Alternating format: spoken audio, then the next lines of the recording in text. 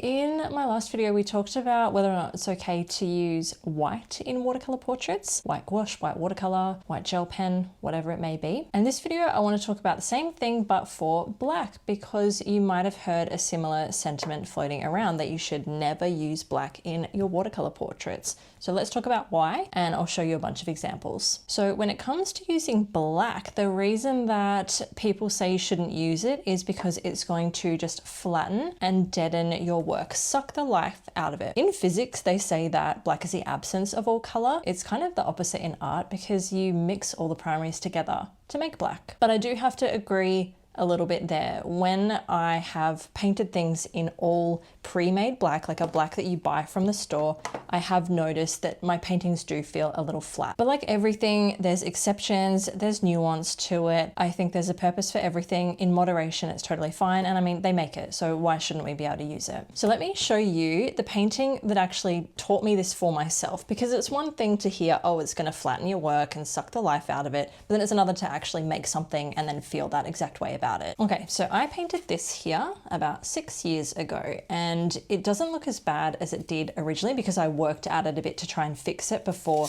repainting it. But I will put an image of the first round on there so you can see what happens before I started trying to mess with things. But essentially this really did look flat. It looked a bit lifeless, and I was just experimenting and figuring my way around it. And this black here, it really does just look very flat. And so I started trying to fix it up. I tried to, mix a bunch of bluey purple colors and lay it over the top here. I tried to use a bunch of gouache. You can actually see how much gouache is here. Let me shine my phone through it. So gouache is very opaque. It might not actually be showing up with so many studio lights on here, but I can very clearly see around that center part of the lamp here, the area that I used a lot of gouache in there to try and save it and make it look more luminescent there. So that was my first real run-in with using too much black. I had black all over here as well for the shadows and all of these iron parts of the lamp as well. And what it actually robbed me of was the chance to play up complementary colors and a color scheme. And I think that that's ultimately what people are getting at, that when you've just got too much of this color, there's not enough to play it off against. And so when I repainted it, I really wanted to play up blues and purples and oranges and yellows, because when we have our color wheel, and I have a whole video on that if you're interested in making your own from 3 primary colors, blue is opposite orange on the color wheel and violet is opposite yellow. And this just gives us a chance to pair some colors together and have some fun,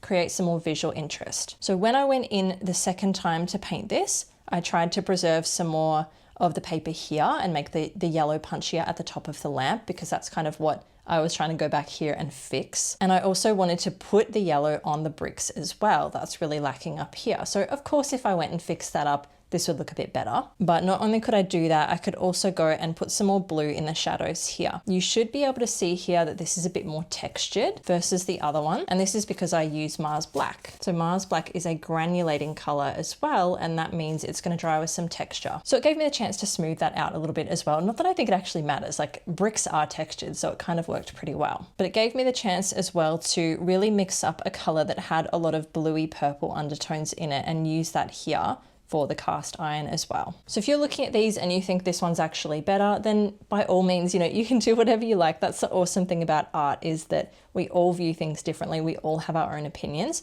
but this to me, it just really sticks out in my memory from 6 years ago being like, okay, I should actually mix my own black instead. Let me show you a bunch of other portraits I've done over the years of wildlife and see what you think. Let's start off here with what I was specifically trying to demonstrate to my students a couple years ago. Here is a black color that I mixed up, but I purposely made it a little bit more blue leaning. And here is a black straight out of the pan. This is Mars Black again. Funnily enough though, a lot of students really preferred this one. So look, it's gonna be personal taste. I think that I prefer this one, but I can see why the appeal would be there.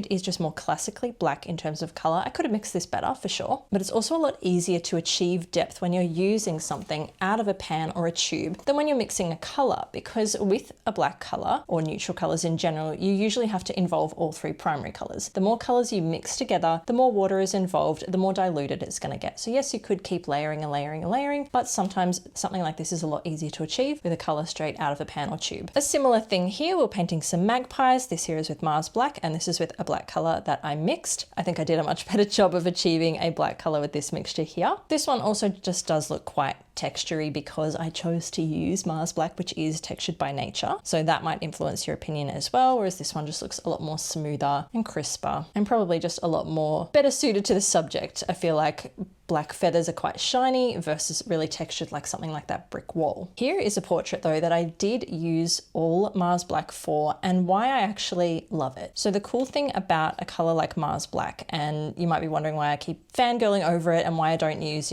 ivory black anymore. The reason I love Mars Black is for the versatility. Basically everything I do in watercolor, it's all about versatility and getting the most out of the least. And for me, that's exactly what Mars Black does. You've got really dark areas here. You can go in full pigmented and it's got high coverage, super dark, but then you can also use it in a really watery manner and you get to see that granulation. And that for me is a huge draw card with wildlife portraits because you've got things like muzzles and dog snouts that are naturally textured. And it's so easy to achieve when you use Mars Black directly or even just mix it into your mixes so that the granulation effect can flow through that as well. But why I think this portrait also works quite well is because there's so much room to breathe. Because I was essentially painting like half of an animal, as in, the other half is all the white of the paper. There's just so much room for that black to breathe that to me, it doesn't feel flat. I should probably paint this again one day though and mix my own black and just see how I feel about it. But I don't look back on this one and think, oh, it's ruined because I used a pre-made black. This cheetah here as well, I used a lot of black for the spots. Again, there's a lot of room for it to breathe, but I do feel like this one would actually benefit from having a mixed color, a mixed black, or just mixing the pre-made black in with some kind of brown just to give it a bit more variation. I think particularly as you get to the shaded area in the back, like it really does to me just kind of like even the whole thing out. And maybe that's my fault. Maybe these ones should have been a little bit lighter, but that's kind of the nature of it, right? Like it's just going to be a lot more pigmented than something you mix. So I think this one could benefit from being mixed black instead of a pre-made. And now some things that I have mixed my own black color for. So we've got this little orca here, and you can actually get this tutorial on my website paintmod.com at the moment for only $5. And I really love this portrait because it's so quick and simple. It's 25 minutes and it involved 2 layers to build up that kind of depth, but the black color looks amazing. Like it looks like it could have come from a tube. We've got here a gorilla, and I hope you can actually see the stark difference now. So the eye, I decided to use Mars Black for straight out of the pan, but I mixed the color for the skin and the fur. Can you see the difference? These little pengies, these are all colors I mixed, and this is part of the reason I love mixing my own as well, is because look at the variation that you can achieve. Instead of like the same flat black color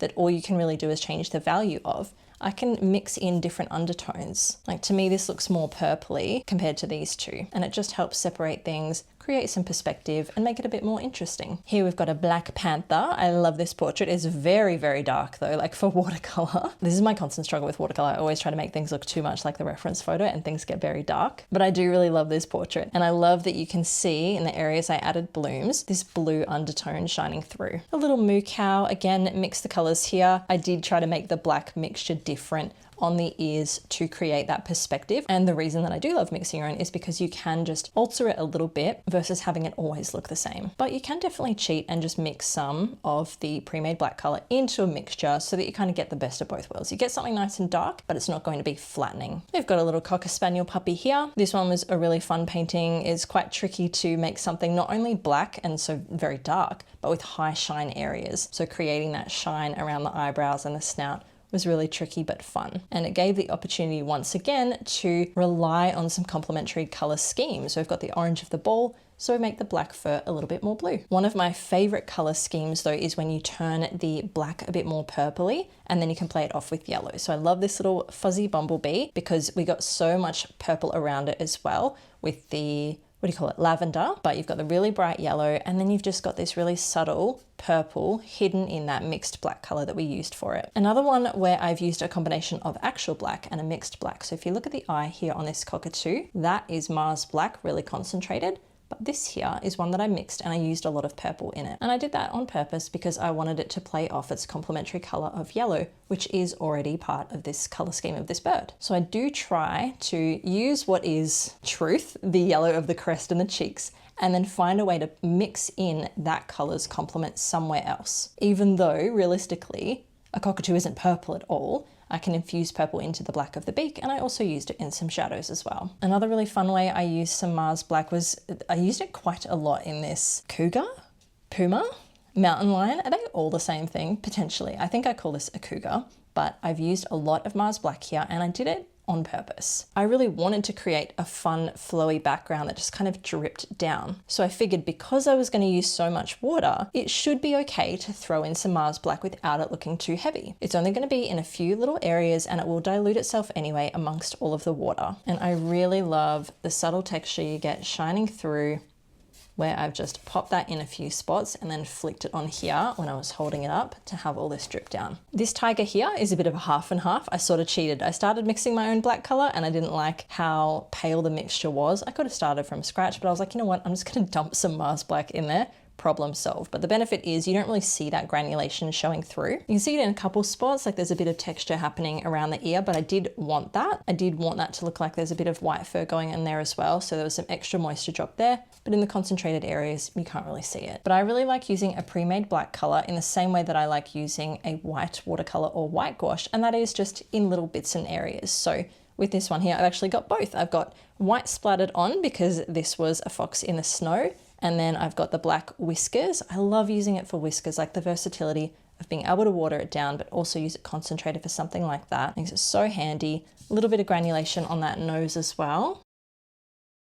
A little bit to define the eyes and the tips of the ears as well. I'm pretty sure I did not mix my own black color there. I just went in and used it from the pan, but it doesn't take over the portrait. So there you have it. That is why the sentiment floats around that you should never use black in watercolor. Do I agree with that? No, not really. I think you can use it in your own way. Again, it really depends what you're painting as well. For me, I am trying to paint things that look three-dimensional, that look realistic, so it's important that I don't flatten my pieces too much. So for me, it's all about using it in moderation, but just like white, it is a staple on my palette. I paint everything with the primary colors, but I've always got some white and black on my palette as well. A lot less because I do use it in moderation, but I still use it. And like I said, you can do a cheat code, just mix some in with another color. So if I added that here, I could just instantly darken this color, and then you've got a black color that isn't sucking life out of your portrait and lacking dimension. I'll see you in the next one. Bye.